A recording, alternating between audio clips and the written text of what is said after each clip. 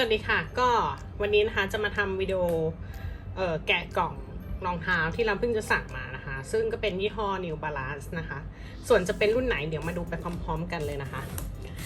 คู่นี้นะคะเราสั่งมาจาก JD Sport จริงๆอยากได้มาแบบคือเห็นครั้งแรกก็คือตั้งแต่เดือนกุมภาแล้วแต่ว่ารุ่นนี้มันแบบไม่ได้ฮิตในบ้านเราแล้วก็New Balance เหมือนหาซื้อยากเหมือนกันแล้วเราก็ไม่อยากแบบฝากคนหิ้วอะไรเงี้ยก็เลยไม่ได้สนใจที่จะแบบไปตามหาต่อทีนี้ก็เห็น JD Sport นำเข้ามาขายตอนนั้นแต่ว่าตอนนั้นเป็นรุ่นของผู้ชายก็เลยไม่มีไซส์เราทีนี้เวลาก็ล่วงเลยผ่านมาจนถึงเนี่ยเดือนนี้เดือนอะไรเดือนมิถุนาใช่ไหมคะก็เห็นเจอโฆษณาใน Facebook ขึ้นมาอีกครั้งหนึ่งก็เลยเฮ้ยมันเป็นไซส์ผู้หญิงกดดูแล้วก็กดซื้อเลยดีใจมากมาดูกันค่ะตาดานี่นะคะกล่อง New Balance แล้วก็รุ่นที่เราซื้อมานะคะก็คือรุ่น610นะคะซึ่งชื่อที่เป็นทางการนะคะก็คิดว่าน่าจะเป็นชื่อรุ่น610 V1 นะคะส่วนไซส์ที่เราสั่งมาก็เป็นไซส์ 5.5 UK หรือว่า 38.5 ไซส์ยุโรปแล้วก็ไซส์อเมริกาน่าจะเป็นไซส์6นะคะเดี๋ยวมาเปิดดูกันเลยค่ะ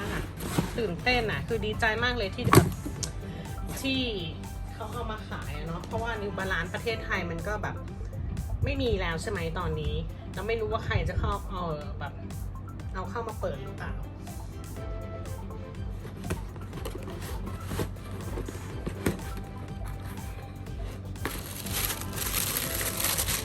สวยงาม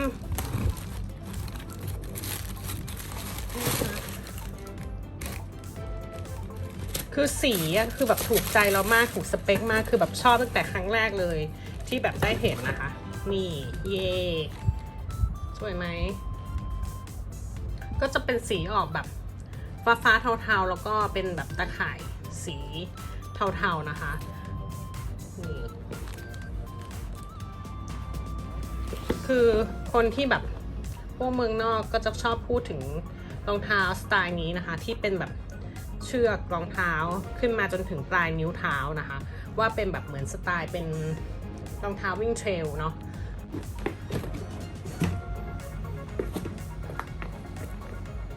สวยไหมเราว่าสวยมากแล้วก็ขนาดคือพอดีเป๊ะเลยอะ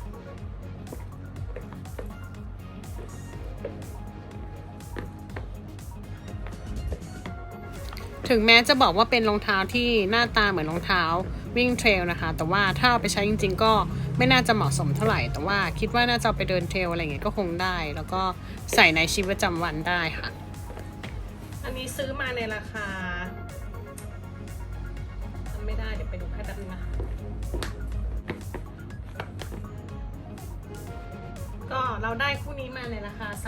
3,640 นะคะราคาเต็มมันก็คือบวกไปอีก250แต่ว่าเราใช้บัตรเครดิตที่ร่วมรายการก็เลยได้ลดไป250 บาทซึ่งในราคา 3,000 กว่าบาทแล้วแบบรองเท้าดีไซน์แบบที่ถูกใจเราขนาดนี้คือแบบชอบมากถูกใจมาก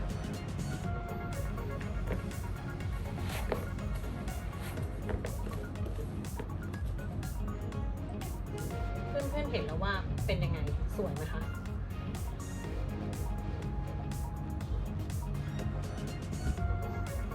สวยงามสวยมากสวยที่สุดคนที่ดีไซน์รุ่นนี้นะคะน่าจะชื่อว่าเย่หวูนะคะซึ่งเป็นดีไซเนอร์ของ New Balance เขามี Instagram อยู่นะคะชื่อ Flying Asparagus ถ้าใครสนใจก็ลองเข้าไปดูaccount Instagram ของเขาได้แล้วว่าเขาดีไซน์รองเท้าแบบได้สวยมากๆเลยอะแล้วคือวัสดุอะไรเงี้ยคือแบบดูดีด้วยนะดูดิแล้วสีที่แบบดีไซน์ออกมาคือสวยงามขนาด